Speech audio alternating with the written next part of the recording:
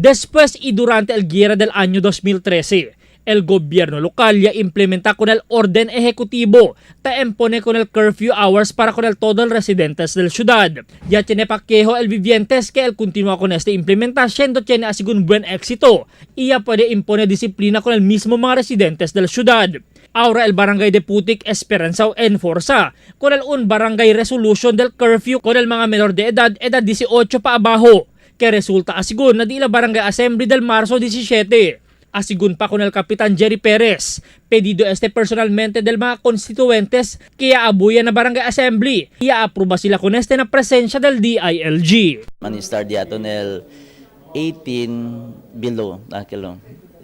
Man kita curfew ara. Propose kita iyo sa kalkuando kami barangay assembly del March 17 kabariante ka dayon kami el akala model cuando March 18 ya se dayon kami el ya lamayo special session kay cuando yan nakal barangay assembly dato nalya yan voice out kita kon mga mas kere el mga parents. Asigun pa con el Kapitan, primer día del Abril, el implementa sila con este barangay ordinance que tiene pesaw pena para el community service adentro del 3 días. Taman bawal asigun el mga menor de edad na camino principiando alas 9 del noche hasta alas 5 del madrugada. Yan start si el manakal kita 9 to 5 AM el día curfew. So 9 PM debe Adentro kasi sila si por ejemplo, tali sila na kalye kung saan pa sa sa kanila libahan kita na barangay hall kanila de